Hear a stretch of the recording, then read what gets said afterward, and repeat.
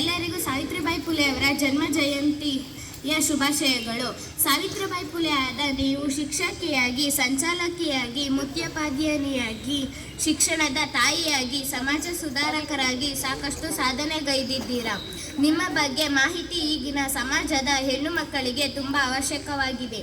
ನಾನು ನಿಮಗೆ ಹಾಗಾಗಿ ಕೆಲವು ಪ್ರಶ್ನೆಗಳನ್ನು ಕೇಳುವುದರ ಮೂಲಕ ನಿಮ್ಮ ಮಾಹಿತಿ ನಮಗೆ ಒದಗಿಸಬೇಕಾಗಿ ನಿಮ್ಮನ್ನು ಕೇಳಿಕೊಳ್ಳುತ್ತೇವೆ.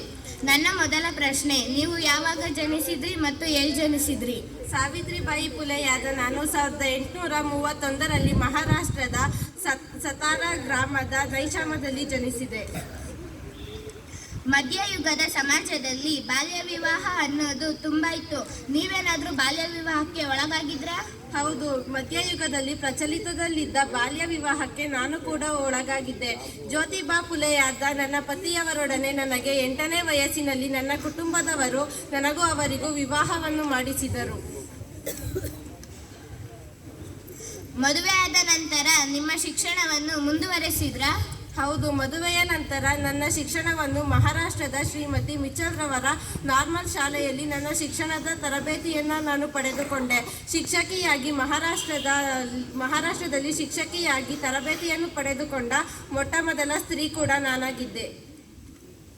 ಶಿಕ್ಷಕಿ ತರಬೇತಿ ಪಡೆದ ನಂತರ ನಿಮ್ಮ ಸಾಧನೆ ಏನಾಗಿತ್ತು? ಶಿಕ್ಷಕಿಯಾದ ನಂತರ ನನ್ನ ಸಾಧನೆ ಹೆಣ್ಣು ಮಕ್ಕಳಿಗಾಗಿ ಶಾಲೆಗಳನ್ನು ತೆರೆದೆ.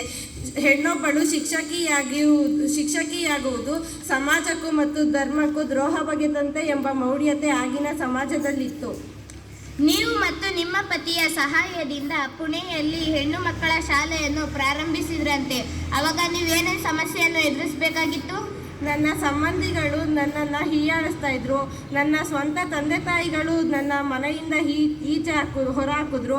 ನಾನು ಶಾಲೆಗೆ ಶಿಕ್ಷಣವನ್ನು ಹೆಣ್ಣು ಮಕ್ಕಳಿಗೆ ಕಲಿಸೋದಕ್ಕೆ ಅಂತ ಹೋಗಬೇಕಾದ್ರೆ ನನ್ನ ಮೇಲೆ ಕಲ್ಲನ್ನು ಎಸೆಯೋದು, ಕೆಸರನ್ನು ಎಸೆಯೋದು, ಈ ಥರ ಕೆಲಸಗಳನ್ನು ಮಾಡ್ತಾಯಿದ್ರು. ನಾನು ಇದ್ಯಾವುದನ್ನು ಲೆಕ್ಕಿಸದೆ ನನ್ನ ಗುರಿಯನ್ನು ನಾನು ತಲುಪಬೇಕು ಅಂತ ನನ್ನ ವಸ್ತ್ರವನ್ನು ನಾನು ಬದಲಾಯಿಸಿಕೊಂಡು ಶಾಲೆಗೆ ಹೋದ ನಂತರ ವಸ್ತ್ರವನ್ನು ಬದಲಾಯಿಸಿಕೊಂಡ ನಂತರ ನಾನು ಹೆಣ್ಣು ಮಕ್ಕಳಿಗೆ ಶಿಕ್ಷಣವನ್ನು ಕಲಿಸೋದಕ್ಕೆ ಅಂತ ಹೋಗ್ತಾ ಇದ್ದೆ.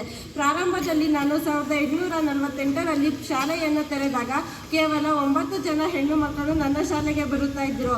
ಕಳೆದ 2-3 ವರ್ಷಗಳಲ್ಲಿ 150 ಜನಕ್ಕಿಂತ ಹೆಚ್ಚು ಹೆಣ್ಣು ಮಕ್ಕಳು ನನ್ನ ಶಾಲೆಗೆ ಬರುತ್ತಾ ಇದ್ದರು. 1848ರಲ್ಲಿ ನಾನು ಒಂದೇ ಶಾಲೆಯನ್ನು ಪ್ರಾರಂಭಿಸಿದ್ದೆ. ಆದರೆ 2 ವರ್ಷಗಳು ಕಳೆದ ನಂತರ ನಾನು 18 ಶಾಲೆಗಳನ್ನು ಪ್ರಾರಂಭ ಮಾಡಿ ಹೆಣ್ಣು ಮಕ್ಕಳಿಗೆ ಶಿಕ್ಷಣವನ್ನು ಕೊಡ್ತಾ ಇದ್ದೆ. ಆಗ ಬ್ರಿಟಿಷ್ ಸರ್ಕಾರ ಈ ಪ್ರಗತಿ ಅಥವಾ ಬೆಳವಣಿಗೆಗೆ ಅಡ್ಡಿಪಡಿಸಲಿಲ್ವಾ? ಹೌದು, ಸಾಕಷ್ಟು ಅಡ್ಡಿ ಅನಾಚಾರಗಳನ್ನು ನನಗೆ ಕಷ್ಟಗಳನ್ನು, ತೊಂದರೆಗಳನ್ನು ಬ್ರಿಟಿಷ್ ಸರ್ಕಾರ ಕೊಡ್ತಾ ಇತ್ತು. ಏಕೆಂದರೆ ಬ್ರಿಟಿಷ್ ಸರ್ಕಾರದ ಸ್ಕೂಲಿನ ಗಂಡು ಮಕ್ಕಳಿಗಿಂತ 10 ಪಟ್ಟು ಹೆಚ್ಚು ಹೆಣ್ಣು ಮಕ್ಕಳು ನನ್ನ ಶಾಲೆಗೆ ಶಿಕ್ಷಣ ಕಲಿಯುವುದಕ್ಕಾಗಿ ಬರ್ತಾ ಇದ್ರು. ಇದನ್ನು ಸಹಿಸ್ಕೊಳ್ಳೋದಕ್ಕಾಗದೆ ನನಗೆ ಸಾಕಷ್ಟು ಬೆದರಿಕೆಗಳನ್ನು ಹಾಕಿದ್ರು. ನಾನು ಇದ್ಯಾವುದನ್ನು ಲೆಕ್ಕಿಸದೆ ನಾನು ಸಮಾಜವನ್ನು ಪರಿವರ್ತನೆ ಮಾಡುವಂತಹ ಕೆಲಸವನ್ನು ಮಾಡ್ತಾ ಇದ್ದೆ. 150 ವರ್ಷಗಳ ಹಿಂದೆ ಸ್ತ್ರೀ ವಿಮೋಚನೆ ಕನಸಾಗಿದ್ದ ಕಾಲದಲ್ಲಿ ಅದನ್ನು ನನಸಾಗಿಸುವ ಪ್ರಯತ್ನ ನಿಮ್ಮದಾಗಿದೆ. ಹೌದು, 150 ವರ್ಷಗಳ ಹಿಂದೆ ಸ್ತ್ರೀ ವಿಮೋಚನಾ ಕನಸಾಗಿದ್ದುದನ್ನು ನಾನು ಆ ಕಾಲದಲ್ಲಿ ನನಸಾಗುವಂತೆ ಮಾಡಿದೆ. ಅಷ್ಟೇ ಅಲ್ಲದೆ ಸಮಾಜದಲ್ಲಿ ಮತ್ತೆ ಸುಧಾರಣೆಯನ್ನು ತರುವ ಪ್ರಯತ್ನ ಮಾಡಿದ್ದೀರಾ?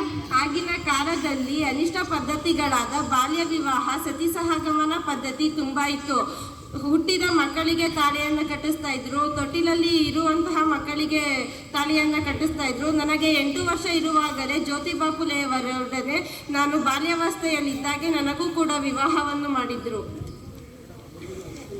1892ರಲ್ಲಿ ಮಹಾರಾಷ್ಟ್ರದಲ್ಲಿ ಪ್ಲೇಗ್ ರೋಗ ಬಂದಾಗಲೂ ನೀವು ಜನರ ಬಗ್ಗೆ ಅನುಕಂಪವನ್ನು ತೋರಿಸಿದ್ರಂತೆ, ಅದು ಹೇಗೆ? ಹೌದು, 1892ರಲ್ಲಿ ಮಹಾರಾಷ್ಟ್ರದಲ್ಲಿ ಪ್ಲೇಗ್ ಎಂಬ ಸೋಂಕು ತುಂಬ ಹರಡಿತ್ತು. ಎಲ್ಲ ಕುಟುಂಬಗಳು ಊರನ್ನೇ ಬಿಟ್ಟು ಹೋಗ್ತಾ ಇತ್ತು.